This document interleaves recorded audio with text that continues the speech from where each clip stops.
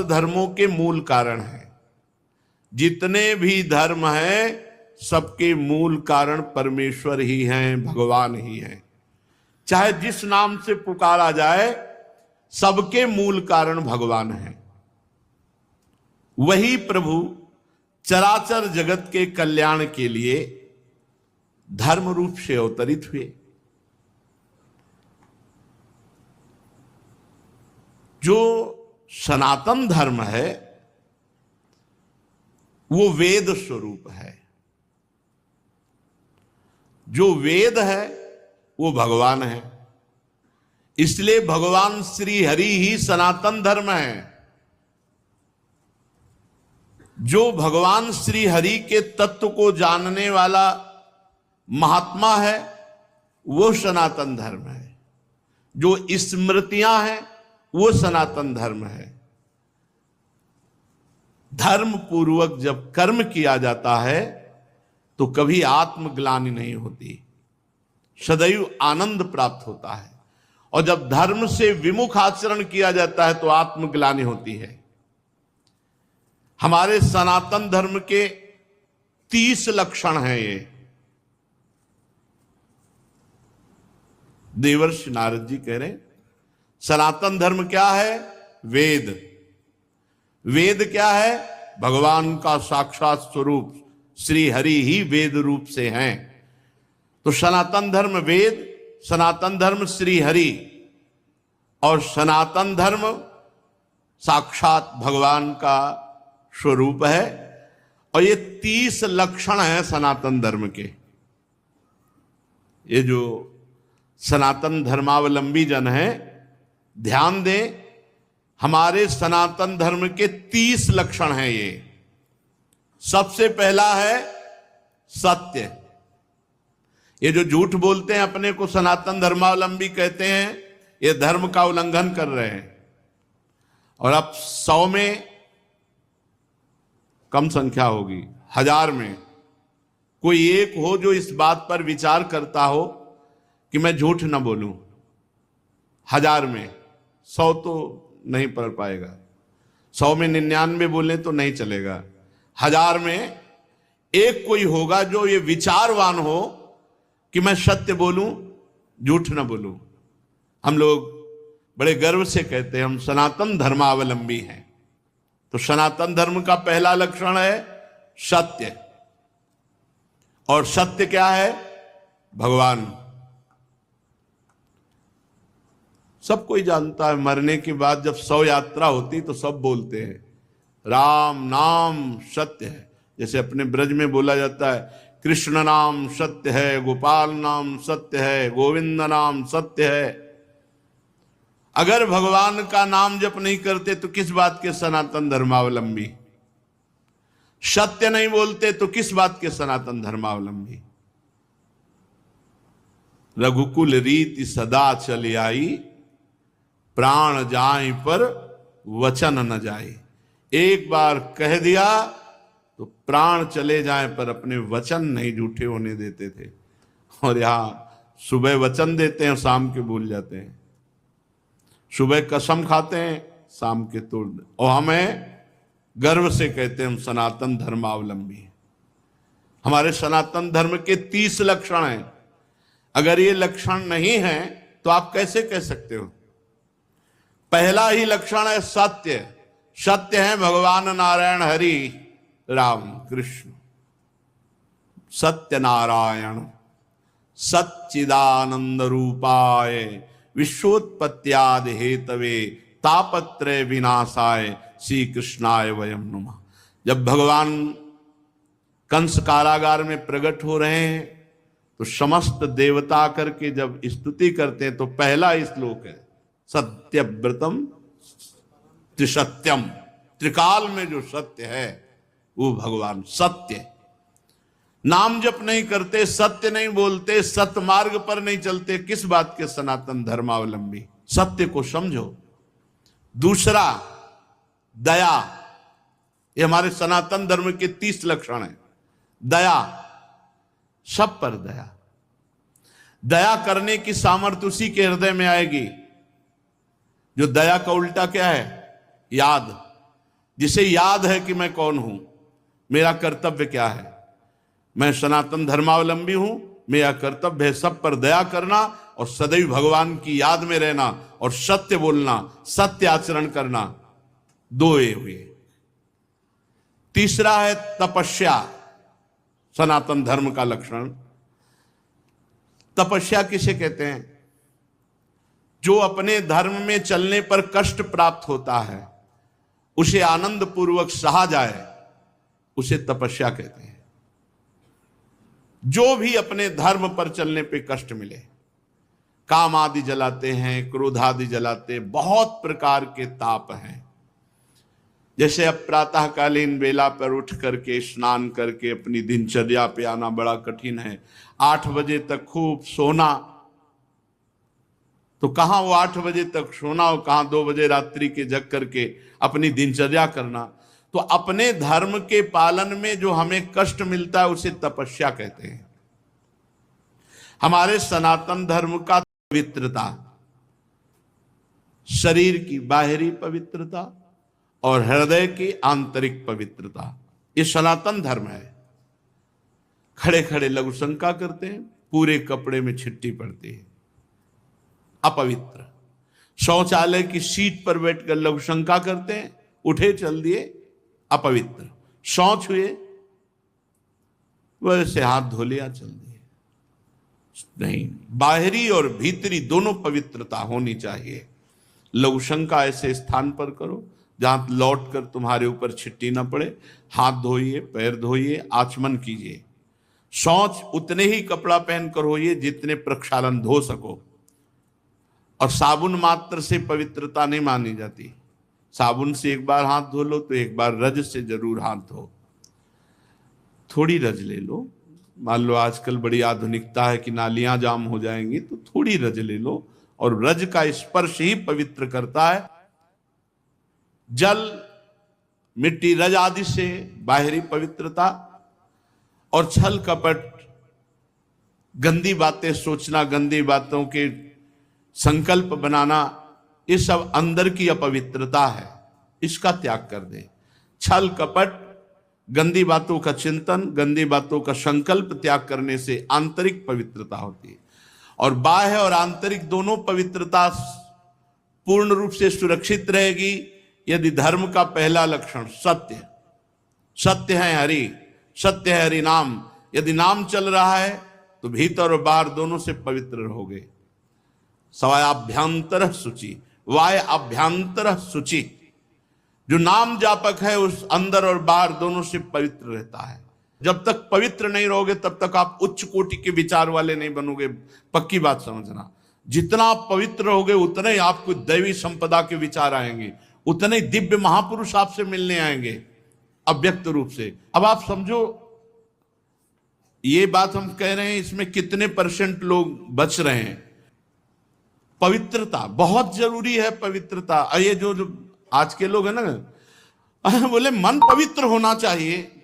Sir ये बाहरी सब क्या है, तो दिखावा है। तो मन कैसे पवित्र होगा? बाहरी तो तुम्हारा मन अपवित्र हुआ है, भोगों में, शरीर में, संसार में। तो यहीं से पवित्रता शुरू होगी, तब तुम्हारा मन पवित्र होगा। बाहर से पवित्र होते होते अंदर पवित्र हो जाओगे। बाहर अपवित्र है तो। हमारा सनातन धर्म का लक्षण चौथा है पवित्रता। पहला सत्य, फिर दया, फिर तपस्या, फिर पवित्रता। 30 लक्षण है। ये सनातन धर्म है, इसको समझो। पवित्रता बड़ा कठिन है पवित्र रहना। आप देखो, बड़ा कठिन है पवित्र रहना। पवित्रता अत्यंत अनिवार्य है। सब साधक के ध्यान, पवित्रता। अगर पवित्रता नहीं तो आपका विचार उत्तम नहीं हो सकते। आप महापुरुषों का जो चिंतन शैली है वहां नहीं पहुंच सकते। कल एक आए थे भगत जी एकांतिक में, उन्होंने कहा, आपने सत्संग में और एकांतिक में कहा है कि मन की पीएचडी की है, तो हम भी मन की पीएचडी कर रहे हैं, तो हम आपसे बात करना चाहते हैं। हमारा मन, आपका मन, क्योंकि आपने भी पीएचडी की, हमने भी की। तुमको आप पढ़ के की? बोले हाँ। तुमको हम पढ़े थोड़ी पीएचडी, हमारा तो विनोद में कहा था, हम तो मन को पढ़ा है, हमने मन को पढ़ा है। आप मन के विषय में पढ़ा होगा, हमने मन को पढ़ा है। तो बोले फिर तो हमारा और मन आपका समान हुआ। तुम कहा तुम्हारे मन को देखने की हमारी रुचि नहीं है और हमारे मन में पहुंचने की तुम्हारी सामर्थ्य नहीं है। तुम्हारे मन को देखने की हमारी रुचि नहीं है, क्योंकि मन की रुचि जान इन्हें विधि अनुसार है, और तुम्हारा मन हमारे मन तक पहुंच जाए इतनी सामर्थ्य नहीं। आ जाएगी, मानो देह है, हरिवंश शरणागत हो, किसी सहचरी की कृपा हो जाए तो भले, नहीं ऐसे अनुमान से थोड़ी जान सकते हो। तितिक्षा, पांचवा है सहनशीलता। तितिक्षा ये सनातन धर्म है। देखो महाराज शिवी ने कबूतर की रक्षा के लिए अपने देह के मांस को काट के दी। तितिक्षा, दूसरों के हित के लिए, दूसरों के मंगल के लिए भीषण से भीषण कष्ट सह जाना, भारी से भारी कष्ट धर्म के लिए सह जाना। श्री गुरु गोविंद सिंह के दोनों लाडले राजकुमार प्राण प्रिय दीवाल में चुनाए जा रहे हैं, लेकिन धर्म के आगे ना उनके हृदय में शोक है, ना उनके हृदय में मोह है। धर्म के लिए बलिदान। तितिक्षा, हर कष्ट को सहकर अपने धर्म का पालन करना, धर्म का त्याग नहीं करना। धर्म भगवान का साक्षात स्वरूप है। अगर आप धर्म के लिए कष्ट सहेंगे तो फिर कष्ट रह ही नहीं जाएंगे, अद्भुत आनंद आएगा। तितिक्षा, हर कदम धर्मात्मा पुरुष के सामने कष्ट रूपी कांटे बिछाए जाते हैं, और जब उन पर वो चलता है तो हर कांटा उसके लिए फूल के समान हो जाता है। पर इतनी हिम्मत होनी चाहिए, ये धर्म रूपी मार्ग में चलने पर ये शूल फूल बन जाएंगे, पर पहले शूल। इसीलिए धर्म पर, सनातन धर्म का छठा लक्षण विवेक, सत असत का विचार, उचित अनुचित का विचार। उचित क्या है, अनुचित क्या है, सत क्या है, असत क्या है, इसका विचार ये विवेक से होता है। ये विवेक कहां मिलता है? बुद्धि तो सबके हो सकती है, पर विवेक नहीं। विवेक सत्संगियों को मिलता है। बिन सत्संग विवेक न होई। बिना सत्संग के विवेक हो ही नहीं सकता, और सत्संग बिना भगवान की कृपा के नहीं मिलता। बिन सत्संग विवेक न होई, राम कृपा बिनु सुलभ न सोई। राम कृपा बिनु सुलभ न सोई। उचित अनुचित का विचार। सातवां, मन का अधीन करना। यह है सनातन धर्म। मन का अधीन करना, संयम में लेना। जो मन चाहे वो थोड़ी नहीं, जो धर्म कह रहा है उसके अनुसार मन को चलाना, ये मन का संयम करना। बड़ा कठिन है मन का संयम करना। बातें बना लेना, अधिक बात, बड़े बड़े ज्ञान की बातें आके जब करते हैं, फिर जब मन के संयम की बात करते हैं कि ईमानदारी से वृंदावन में बैठे हो, सत्य बताओ, तो फिर चुप हो जाते हैं। ज्ञान तभी सार्थक है जब संयतेन्द्रिय श्रद्धावान लभते ज्ञानम तत्परा संयतेन्द्रिय। जो तुमने ज्ञान जाना, तत्परा उसके परायण हो और अपनी इंद्री मन को संयम में लो, तब तो तुम्हारा ज्ञान सार्थक। नहीं तो बकवास है, ज्ञान थोड़ी है। ये बातें बनाना अलग बात, अपने लोग पूरा जीवन इसी में चल रहे हैं, पूरा जीवन का निर्णय बता रहे हैं। भगवान की कृपा के बिना एक कदम भी नहीं चल सकते। भगवान की कृपा के बिना एक दिन भी पवित्र नहीं रह सकते, एक दिन भी। ये हाथ उठा के कहते हैं। कोई मुझ टे तो भाई अलग है, कभी हमें मिले ऐसा कोई कि भाई बकाया हम जैसे बता रहे हैं कि एक दिन भी साधना परायण होकर पूर्ण पवित्र जीवन तो ये भगवान की कृपा से निपटा। पूरा जीवन तो बहुत बड़ी बात है। मन का संयम और फिर इंद्रियों का संयम। फिर अगला है अहिंसा।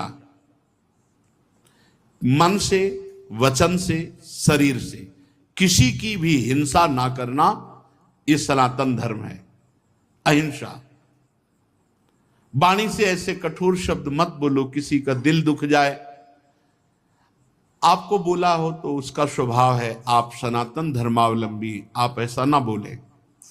शरीर से किसी को पीड़ा पहुंचाएं, ऐसा हमारा आचरण ना हो। मन से किसी का बुरा सोचे, ऐसा हमारा मन ना हो। तो हमारा तन, मन, वचन तीनों हिंसा रहित हो, तभी अहिंसा, इस सनातन धर्म का लक्षण हमारे हृदय में आएगा। फिर है ब्रह्मचर्य, इस सनातन धर्म का लक्षण। सत्य, दया, तपस्या, शौच, तितिक्षा, उचित अनुचित का विचार, मन का संयम, इंद्रियों का संयम, और 9वां अहिंसा, और 10वां ब्रह्मचर्य। ये ब्रह्मचर्य सबके लिए है। बहुत घातक है भोगों का आकर्षण। ब्रह्मचर्य के बिना पूरा का पूरा जीवन खोखला हो जाता है। मन से, वचन से और शरीर से, तीनों से ब्रह्मचर्य होता है। मन का ब्रह्मचर्य, विषयों का चिंतन ना करना, यहीं से नाश प्रारंभ होता है, पतन यहीं से होता है। ध्यायतो विषयान पुंसान संगास्तेषुपजायते, संगात संजायते कामः, कामः क्रोधो भी जायते, क्रोधात् भवति सम्मोहा, सम्मोहात् स्मृति विभ्रमा, स्मृति भ्रंशात् बुद्धिनाशो, बुद्धिनाशात् प्रणश्यति। सबसे पहला पतन जो होता है वो विषयों का चिंतन होता है। ध्यायतो विषयान पुंसान, जब हम भोगों का चिंतन करते हैं तो हमें भोगों की आसक्ति प्रकट होती, फिर संग करने का मन होता है। संगास्तेषुपजायते, जब हम विषयों का चिंतन करते हैं तो विषयों का संग करने का, विषय भोगने की इच्छा प्रकट होती। जहां विषय भोगने की इच्छा प्रकट हुई, काम राज्य हृदय में छा गया। संगात संजायते कामा, और कामना जब बढ़ी तो सब मूढ़ता छा जाती है, स्मृति नष्ट हो जाती है। हम कौन हैं, हमारा क्या कर्तव्य है, हम क्या कर रहे हैं। सच्ची मानिए बहुत निकृष्ट, बहुत निकृष्ट काम। वचन से हमें कभी भोगों की बातें नहीं करनी, और शरीर से हमें कभी भोग क्रिया नहीं करनी। अधर्मयुक्त क्रिया का त्याग, धर्मयुक्त क्रिया की स्वीकृति, ये गृहस्थ धर्म और संपूर्णतया विरक्त धर्म। जो ब्रह्मचर्य रहता है उसे शरीर बल, मनोबल, बुद्धि बल, वचन बल, ये सब जागृत हो जाते हैं। वचन बल, जो बोला वही लागू हो गया, जबरदस्ती आपको मानना पड़ेगा। और मनोबल, जो संकल्प किया अंदर वही बाहर क्रिया प्रारंभ हो गई, वही दिखाई देने लगा। देह बल, रात दिन मेहनत करो फिर भी थकान नहीं।